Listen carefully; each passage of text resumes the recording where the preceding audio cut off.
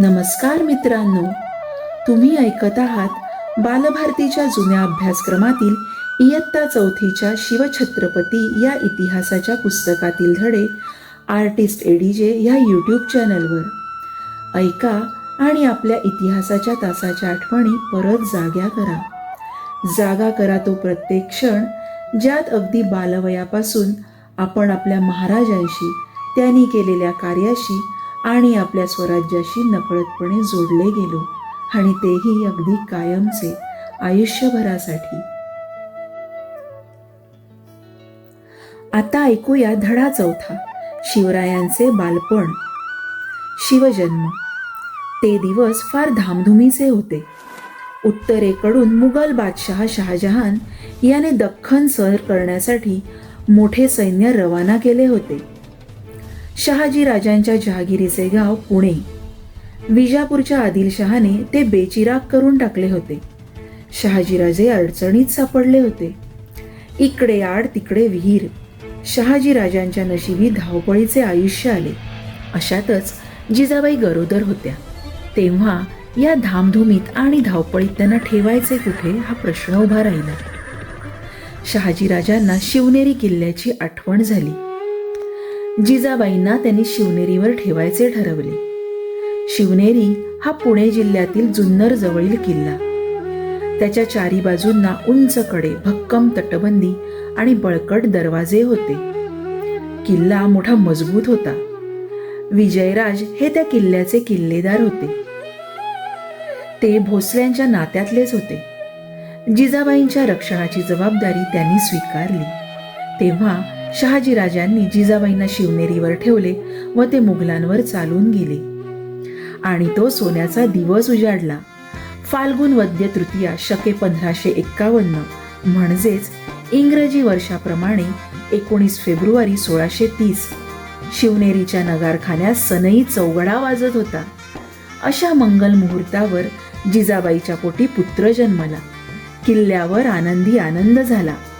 बाळाचे बारसे झाले. शिवनेरी किल्ल्यावरील शिवाई देवीच्या नावावरून त्याचे नाव शिवाजी ठेवले. शिवरायांचे बालपण. शिवरायांच्या वयाची पहिली 6 वर्षे फार धावपळीत गेली. पण या धावपळीतही जिजाबाईंनी शिवरायांना उत्तम शिक्षण दिले. सायंकाळी त्या सांजवात लावत, शिवबाला जवळ घेत, मायेने त्याला कुरवाळत, त्याला रामाच्या आणि कृष्णाच्या, भीमाच्या आणि अभिमन्यूच्या गोष्टी सांगत, तसेच कधी ज्ञानोबांचे, कधी नामदेवांचे, तर कधी एकनाथांचे अभंग म्हणून दाखवत. शिवरायांना शूर पुरुषांच्या गोष्टी आवडत. साधू संतांची चरित्रेही त्यांना आवडत. गरीब मावळ्यांची मुले शिवरायांबरोबर खेळायला येत. कधी कधी शिवबाई त्यांच्या झोपडीत जात. त्यांची कांदा भाकर आवडीने खात. त्यांच्याशी गमतीदार खेळ खेळत. मावळ्यांची मुले म्हणजे जणू रानातील पाखरे. ती पोपट, कोकिळा, वाघ यांचे हुबेहूब आवाज काढत. मातीचे हत्ती, घोडे बनवणे, मातीचे किल्ले रचणे हे त्यांचे छंद. लपंडाव, चेंडू, भोवरा हे त्यांचे नेहमीचे खेळ. शिवरायही त्या मुलांबरोबर हे खेळ खेळत. मावळ्यांच्या मुलांना शिवराय फार फार आवडायचे. शहाजी राजांच्या जीवनातील ही 6 वर्षे अतिशय धावपळीत गेली. या काळात काही दिवस ते मुघलांच्या बाजूने लढले, पण पुढे मुघलांच्या विरुद्ध उभे ठाकले. 3-4 वर्षे मुघलांशी त्यांनी झुंज दिली, पण त्यात त्यांना यश आले नाही. निजामशाही मोडली तेव्हा विजापूरच्या आदिलशहाच्या पदरी त्यांनी सरदारकी पत्करली. जिजाबाई व बालशिवराय यांना घेऊन ते बंगळुरास गेले. तिथे त्यांना थोडा स्वस्थपणा मिळाला. त्यांनी शिवरायांच्या शिक्षणाची व्यवस्था केली. शिवराय महाभारत, भागवत, रामायण यातील गोष्टी वाचू लागले. घोड्यावर बसणे, कुस्ती खेळणे, दांडपट्टा फिरवणे, तलवार चालवणे यात ते तरबेज होऊ लागले. पुढे आदिलशहाने शहाजीराजांना कर्नाटकात मोहिमेवर जाण्यास सांगितले. कर्नाटकातील मोहिमेवर जाण्यापूर्वी शहाजीराजांनी जिजाबाई व शिवराय यांची पुण्याला रवानगी केली. पुणे पालटले. शिवराय पुण्याला आले. त्यांना बालपणचे दिवस आठवले. बालपणी शिवनेरीच्या मातीत ते खेळले होते. ती माती त्यांच्या पायांना लागली होती. सह्याद्रीची उंच उंच शिखरे त्यांना पुन्हा दिसली. त्यांना खूप खूप आनंद झाला. त्यावेळचे पुणे आजचे इतके मोठे नव्हते. मुठा नदीच्या काठावरील ते एक गाव होते. लोक त्याला पुनवडी म्हणत. शहाजी राजांच्या शत्रूंनी हे टुमदार गाव उद्ध्वस्त करून टाकले होते. गावातील मालमत्तेची नासधूस झाली होती. घरे मोडली होती. देवळे पडली होती. शत्रूच्या भीतीने लोक गाव सोडून पळून गेले होते. शेते ओसाड झाली होती. जंगले वाढली होती. रानात लांडगे माजले होते. अशी पुण्याची दैन्यावस्था झाली होती. जिजाबाई शिवरायांसह पुण्यात राहू लागल्या. हे आसपासच्या गावातील लोकांना समजले तेव्हा लोकांना मोठा धीर आला. लोक पुण्याला येऊन राहू लागले. शेतावर जाऊ लागले. जिजाबाईंनी पडकी देवळे दुरुस्त करून घेतली. देवळात सकाळ संध्याकाळ देवपूजा होऊ लागली. गाव लोकांनी गजबजू लागले. त्यामुळे पुण्याचे रूप पालटले. दादाजी कोंडदेव. शहाजी राजांनी जिजाबाई आणि शिवराय यांच्याबरोबर दादाजी कोंडदेव यांना पाठवले होते. जिजाबाई व शिवराय यांची काळजी घ्यायची, जहागिरीचा कारभार पाहायचा, ही कामे त्यांच्याकडे सोपवली होती. दादाजी मोठे इमानी होते. कारभारात चोख होते. तसेच ते न्यायी होते. त्यांची शिस्त कडक होती. शहाजीराजे आणि जिजाबाई यांच्यावर त्यांची निष्ठा होती. शिवरायांवर त्यांचे फार प्रेम होते. दादाजींची कामगिरी. जिजाबाई आणि शिवराय यांना राहण्यासाठी त्यांनी पुण्यात मोठा वाडा बांधला. त्याचे नाव लाल महाल. शेतकऱ्यांनी शेतीची लागवड करावी म्हणून दादाजींनी त्यांना काही वर्षे साऱ्याची सूट दिली. त्यामुळे शेते लागवडीस आली. माजलेले लांडगे शेतकऱ्यांना त्रास देत, म्हणून लांडगे मारण्यासाठी त्यांनी बक्षिसे लावली. त्यामुळे बरेच लांडगे मारले गेले. चोरांचा सुळसुळाट झाला होता. दादाजींनी शेतकऱ्यांची पथके उभारली व त्यांचा पहारा बसवला. त्यामुळे चोरांचा बंदोबस्त झाला. जमिनीची प्रतवारी ठरून तिच्यावर त्यांनी सारा आकारला. लोकांना आनंद झाला. दादाजींच्या देखरेखीखाली शिवरायांचे शिक्षण पुढे चालू झाले.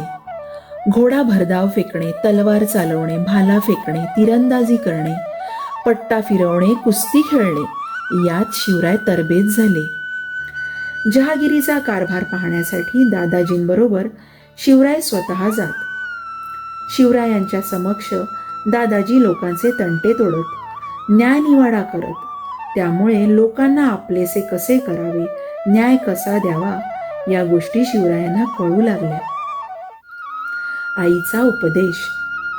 दादाजींबरोबर शिवराय मावळात फिरत असत. मावळात राहणाऱ्या लोकांना मावळे म्हणत. मावळे इमानी, कष्टाळू व चपळ होते. सुलतानी त्रासाने ते गांजले होते. त्यांच्यासाठी आपण काहीतरी करावे असे शिवरायांना वाटू लागले. घरी आल्यावर शिवराय जिजाईपाशी हितगुज करत. जिजाबाई म्हणत, शिवबा, भोसल्यांचा पूर्वज श्री रामचंद्र. श्री रामचंद्राने दुष्ट रावणाला मारले आणि प्रजेला सुखी केले. जाधवांचा पूर्वज श्रीकृष्ण, त्याने दुष्ट कंसाला ठार केले आणि प्रजेला सुखी केले. श्रीराम आणि श्रीकृष्ण यांच्या वंशात तुझा जन्म झाला आहे. अरे, तू सुद्धा दुष्टांचा संहार करू शकशील. तू सुद्धा गरीब लोकांना खूप सुखी करू शकशील. आईच्या उपदेशाने शिवरायांना हुरूप येई. राम, कृष्ण, भीम, अर्जुन या वीरांच्या गोष्टी त्यांना आठवत. हे वीरपुरुष शिवरायांना सतत ध्यानी मनी स्वप्नी दिसत. हे वीर अन्यायाविरुद्ध जसे लढले तसे आपण लढावे. त्यांनी दुष्टांचा नाश केला तसा आपणही करावा. त्यांनी प्रजेला सुखी केले तसे आपण करावे. आपण न्यायी व्हावे, धाडसी व्हावे, पराक्रमी व्हावे असे शिवरायांना सतत वाटू लागले. दादाजी आणि जिजाबाई यांच्या प्रेमळ देखरेखीखाली शिवराय मोठे होत होते. शहाजीराजांच्या जहागिरीचा कायापालट होत होता. पुढे होऊ घातलेल्या स्वराज्याचा नमुना मावळ्यांना येथे पाहावयास मिळत होता. जणू तो स्वराज्याचा अरुणोदयच होता. पुणे जहागिरीत आता शिवरायांचा नवा अंमल सुरू झाला. या कामासाठी शहाजीराजांनी पूर्वतयारी करून दिली होती. त्यांनी शिवरायांना बंगळुरूहून पुण्यास पाठवताना शामराव निळकंठ पेशवे, बाळकृष्ण हनुमंते मुजुमदार, सोनोपंत डबीर, अत्रे सबनीस अशी मातब्बर मंडळी त्यांच्या बरोबर दिली होती. जणू हे सर्व स्वतंत्र राजाचे अधिकारीच. शिवरायांनी आपल्या जहागिरीचा कारभार उत्तम रीतीने पाहावा म्हणूनच शहाजीराजांनी हे अधिकारी पुण्यास पाठवले होते. शिवरायांचा विवाह. शिवराय 14 वर्षांचे झाले तेव्हा जिजाबाईंनी त्यांच्या लग्नाची बोलणी सुरू केली. त्या काळात अगदी लहानपणीच लग्न करण्याची पद्धत होती. तेव्हा जिजामाता म्हणाल्या, आता आमचा शिवबा 14 वर्षांचा झाला तेव्हा त्यांचे दोहोंचे 4 हात करायलाच पाहिजेत. शिवबा करता त्या मुली पाहू लागल्या. एक मुलगी त्यांना पसंत पडली. तिचे नाव सईबाई. फलटणच्या नाईक निंबाळकर घराण्यातली ती मुलगी. पुण्याच्या लाल महालात हा विवाह मोठ्या थाटामाटाने साजरा झाला. पण लग्नात एक रुखरुख मात्र राहिली. शहाजीराजे काही शिवबाच्या लग्नाला हजर राहू शकले नाहीत. ते एका लढाईत गुंतले होते. मित्रांनो, इथे दादोजी कोंडदेव यांच्या नावाचा उल्लेख दादाजी कोंडदेव असा केला आहे. हे पुस्तक जसेच्या तसे वाचायचे ठरल्यामुळे तो उल्लेख दादाजी कोंडदेव असाच ठेवला आहे. धडा 4 इथेच संपतो आहे. या पुढील धड्यात आपण ऐकणार आहोत स्वराज्य स्थापनेची प्रतिज्ञा. त्यामुळे हा धडा अजिबात चुकवू नका. मित्रांनो, यापुढेही असेच नवनवीन व्हिडिओ अपलोड झाल्यावर त्याची सूचना मिळण्यासाठी आपल्या आर्टिस्ट एडीजे या चॅनलला सबस्क्राईब करून बेल आयकॉनवर क्लिक करा आणि व्हिडिओ आवडल्यास जरूर लाईक आणि शेअर करा. धन्यवाद.